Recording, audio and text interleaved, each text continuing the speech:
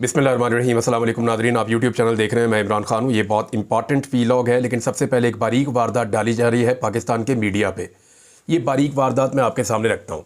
ये पहली दफ़ा नहीं हो रहा, ये पहले भी होता रहा, ये बार बार करते रहे और यही हथकंडा अब इमरान खान के ख़िलाफ़ भी इस्तेमाल कर रहे हैं। आप पाकिस्तान के इलेक्ट्रॉनिक मीडिया पर जाएँ, हमारे वो तमाम सहाफ़ी दोस्त जो एस्टेब्लिशमेंट के इस वक्त ज़्यादा करीब हैं, ये कोई बुरी बात नहीं है, आपके ताल्लुकात होते हैं, ये कोई बुरी बात नहीं है, आप ख़बरें लेने के लिए ताल्लुकात बनाते भी हैं, लेकिन एजेंडे टो करने के लिए या धमकियां लगाने के लिए ये हम पहली दफ़ा देख रहे हैं। यानी ख़बरें तो सब लेते थे, हम भी लेते रहे हैं, अभी मिलेंगी, अभी भी लेंगे, हमारा काम ही है। लेकिन ये नहीं हो सकता कि आप किसी इदारे की या इस्टेब्लिशमेंट की ईमा के ऊपर दूसरे इदारों को आप धमकियाँ लगाएँ, आप जो है वो लोगों को डराएँ धमकाएँ, आप जो है वो एक अजीब किस्म के एजेंडा टो करना शुरू कर दें। ये बहुत बहुत अजीब है।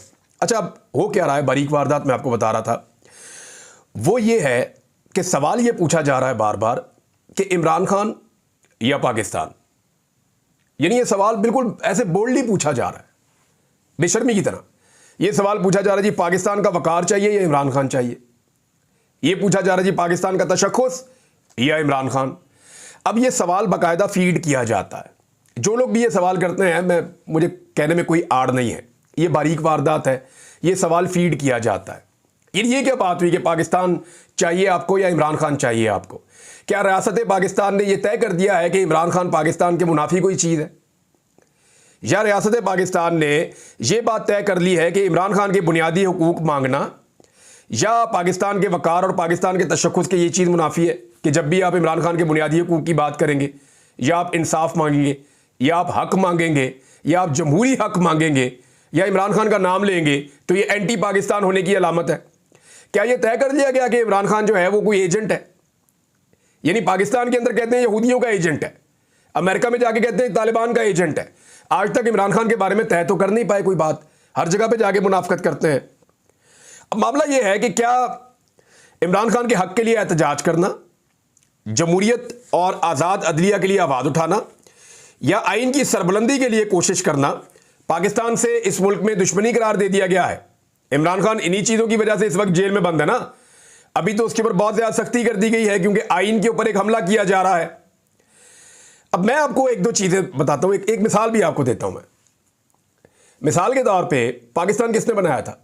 पाकिस्तान की आवाम की अक्सरियत ने फैसला किया, एक मुल्क बन गया।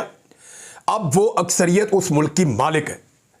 उसी मुल्क की अक्सरियत ने फैसला किया कि इस मुल्क को चलाने के लिए जो आदमी हमें चाहिए वो इमरान खान है।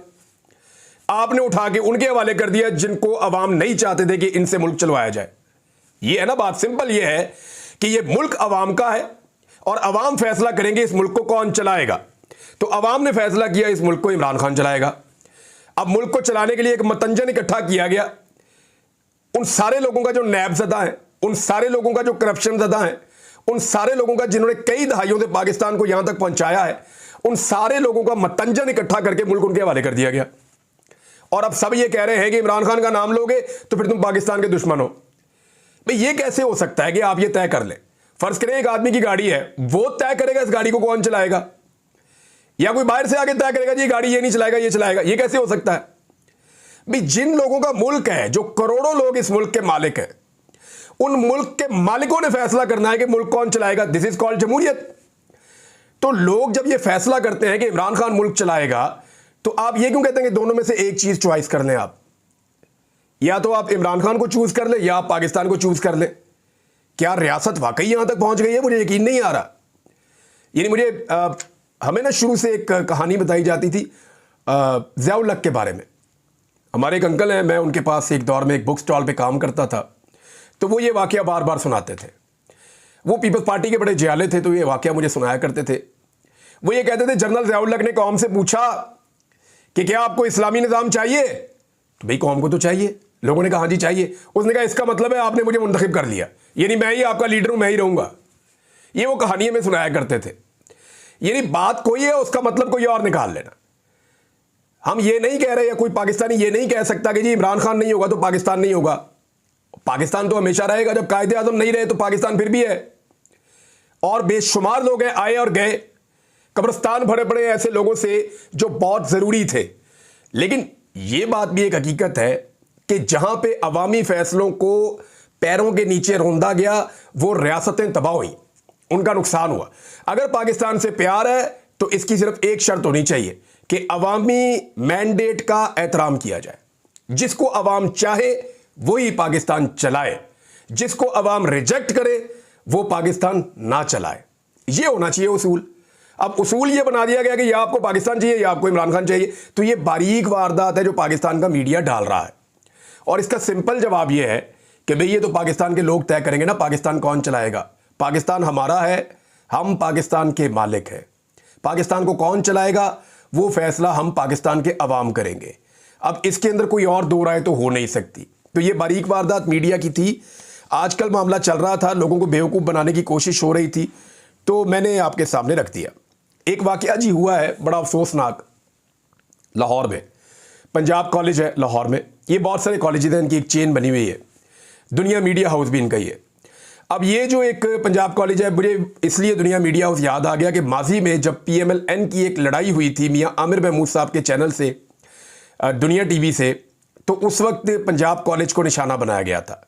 शहबाज शरीफ का दौर था, राणा सनाउल्लाह साहब वगैरह ने फौरी तौर पे अटैक किया था पंजाब कॉलेज पे। तो तब से लेकर अब तक बड़े अच्छे ताल्लुकात हैं दुनिया मीडिया ग्रुप के PMLN के साथ, या पंजाब कॉलेज पे उसके बाद कभी कोई प्रॉब्लम नहीं आई। तो ये दुखती रग एक तरह से आप समझ लें। वहाँ पे एक वाकया पेश आया, आज अचानक पता चला कि बहुत सारे बच्चे निकल आए हैं, बच्चियाँ निकल आई हैं, तालिबात हैं, तलबा हैं।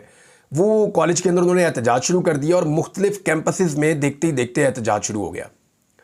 और पंजाब कॉलेज के अंदर एक आग भड़क उठी तलबा के गुस्से की, और वो सारे ये कह रहे थे कि एक हमारी साथी तालिबा है, उसके साथ रेप हुआ है, ज़्यादती हुई है, और इल्ज़ाम जो है वो कॉलेज के अमले के ऊपर लगाया जा रहा था कि जनाब छुट्टी के बाद उसको जो है वो किसी तरीके से रोका गया और उसके बाद उसके साथ ज़्यादती की गई। ये बात खुली ऐसे कि एक क्लास के अंदर एक बच्ची मिसिंग थी, जो वी न्यूज़ के ऊपर खबर छप रही है उसके हवाले से मैं आपको बता रहा हूँ, कुछ साथियों में मेरी बात भी हुई है। एक बच्ची मिसिंग थी, जब टीचर ने पूछा वो बच्ची क्यों नहीं आ रही, तो उसकी कुछ साथी तालिबात थी, उन्होंने रब्ता किया उनके माँ बाप से, तो उन्होंने रोते हुए बताया जी कि वो हमारी बच्ची के साथ कॉलेज में ज़्यादती हुई है चंद दिन पहले, और वो ICU में है और उसकी हालत ठीक नहीं है। तो उसके बाद ये बात फैल गई जंगल में आग की तरह, और हालात ये पैदा हो गए कि बच्चों ने एहतजाज शुरू कर दिया। अब कॉलेज की इंतज़ामिया की रिस्पॉन्सिबिलिटी कुछ और थी, यानी मेरे लिए जो चीज़ अलार्मिंग है ना, ये बहुत अफसोसनाक वाकया है, लेकिन ऐसा वाकया होने के बाद कानून अपनी हरकत में आ जाए, उसको निशाने इबरत बनाया जाए और पूरी तरह से बच्चों को प्रोटेक्शन की यकीन दहानी करवाई जाए, ये एक नॉर्मल तरीका होता ना। लेकिन यहां पे कुछ बड़ी अजीब चीज़ें हुई। बच्चे क्लेम कर रहे हैं कि CCTV फुटेज गायब कर दी गई। बच्चे क्लेम कर रहे हैं कि उस बच्ची को और उसके वालिदैन को इस तरह किया गया कि ये खबर बाहर ना निकले। बच्चे क्लेम कर रहे हैं कि इस चीज़ को मैक्सिमम छुपाने की कोशिश की गई, और जब बच्चे एहतजाज करने के लिए निकले तो बजाय इनके कि उनको यकीन दहानी करवाई जाती, उनके ऊपर लाठियां बरसा दी गई। पहले उन्हें जो कॉलेज के गार्ड्स हैं उन्होंने गुंडों की तरह मारा बच्चों को। 27 बच्चों को रेस्क्यू 1122 वालों ने जो है वो तिब्बी इमदाद दे के अस्पतालों में पहुंचाया है। बच्चियां अस्पतालों में पड़ी हुई थी, उनकी बुरी हालत थी, बच्चे अस्पतालों में पड़े हुए थे, उनको चोटें लगी हुई थी। तो ये टॉर्चर जो है, बच्चों का खून बहाया, ना सिर्फ पहले कॉलेज के पाले हुए सिक्योरिटी गार्ड्स ने, बल्कि उसके बाद पुलिस आई, पुलिस ने भी बच्चों को मारा। फिर कैदियों वाली वैन ला के उसके अंदर बच्चों को बंद भी किया। फिर जो कॉलेज इंतजामिया है उन्होंने कॉलेज की मुख्तलिफ क्लासों के अंदर बच्चों को अंदर बंद करके बाहर से ताले लगाए, कुंडियां लगाई ताकि एहतजाज को रोका जाए। और फिर बच्चों के वालिदैन को और बच्चों को टेलीफोन करके जो उनके टीचर्स हैं वो धमकाते भी रहे।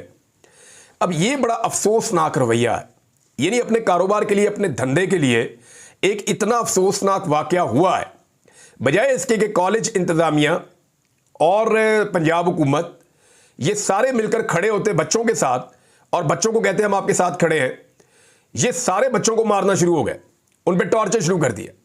यानी मुझे बाकी सारी बातें मैंने सुनी, एहतजाज कर रहे थे, वी वांट जस्टिस, बच्चे दीवारों पे लिख रहे थे, उनके अपने मुतालबात हैं।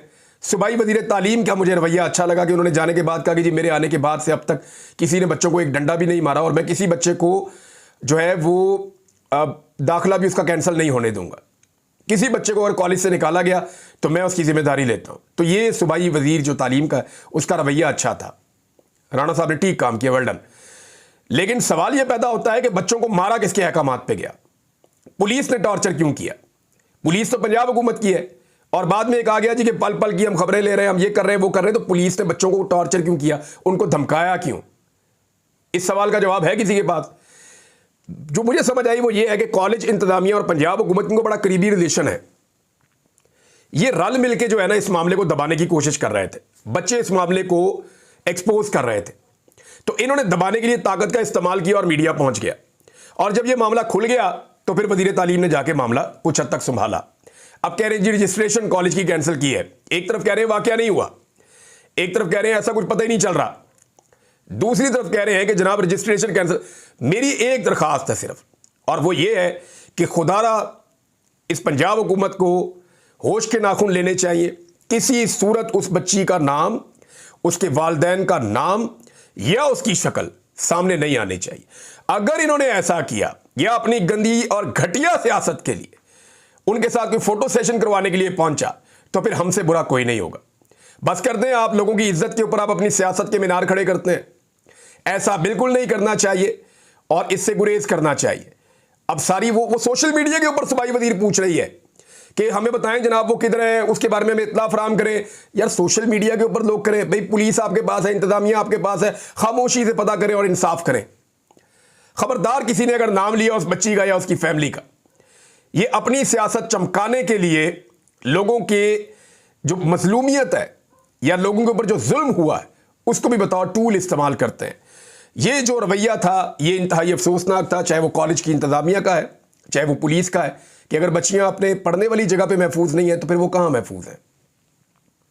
यानी धंधा ही सबसे आगे है, कारोबार सबसे आगे है, हमारे बच्चों की इज्जत नहीं है।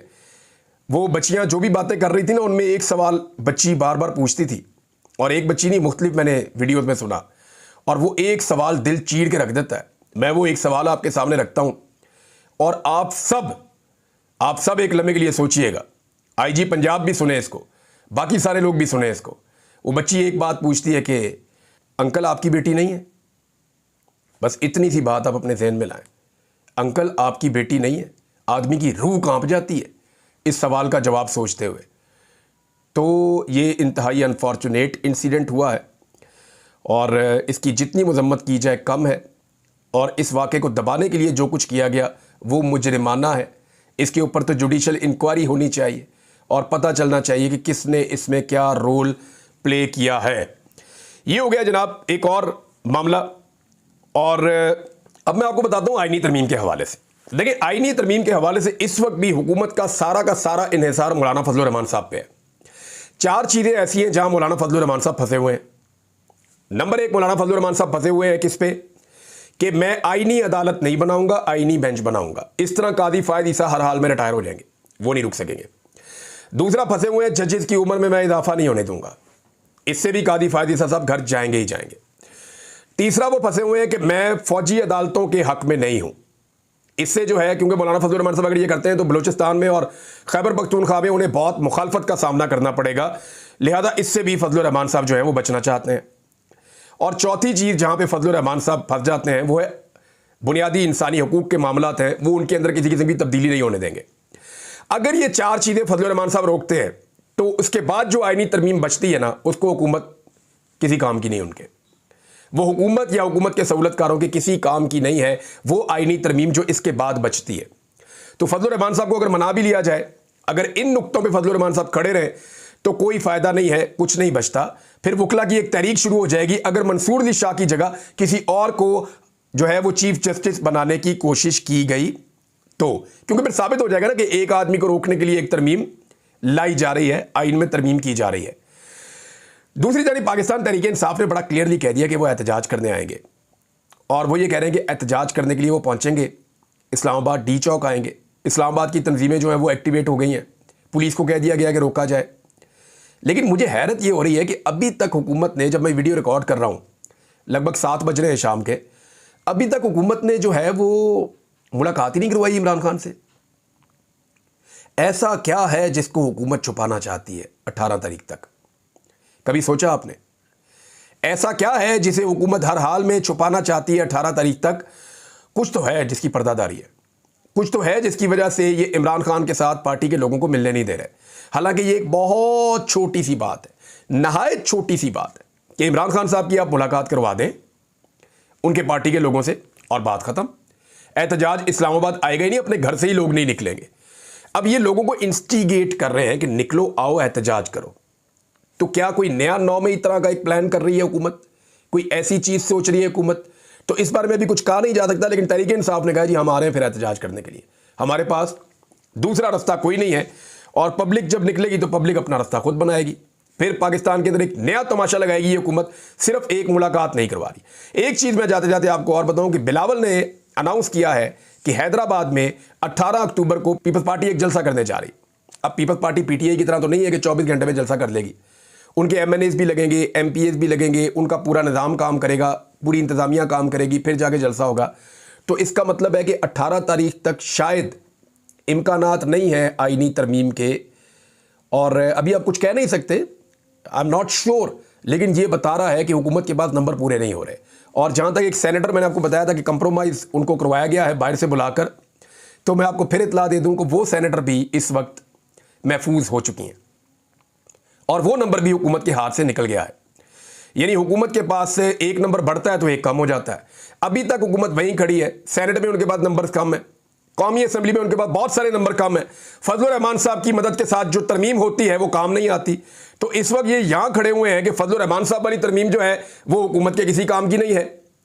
और अगर फजलुर रहमान साहब के बगैर तरमीम करने जाते हैं तो नंबर पूरे नहीं हो रहे। एक एक एमएनए तोड़ने के लिए जो है वो पूरी पूरी टीमें काम कर रही हैं, लेकिन एमएनए जो हैं वो चट्टान की तरह खड़े हैं, वो टूटने से इनकार कर रहे हैं। मैंने आपको कोई नाम बताए थे जो बंदे जिनके ऊपर सबसे ज़्यादा काम हो रहा है, वो शफकत अब्बास ऐवान साहब हैं, ख्वाजा शराज साहब हैं, इम्तियाज़ चौधरी साहब हैं, सादुल्लाह बलोच साहब हैं, मुबीन आरफ साहब हैं, रियाज फतेहाना साहब हैं, आदिल बज़ीर साहब हैं, इलियास चौधरी साहब हैं, ब्रिगेडियर घुम्मन हैं, जावेद इकबाल वड़ाइच साहब हैं, अली साई साहब हैं, साहबजादा महबूब सुल्तान हैं, साहबजादा अमीर सुल्तान हैं।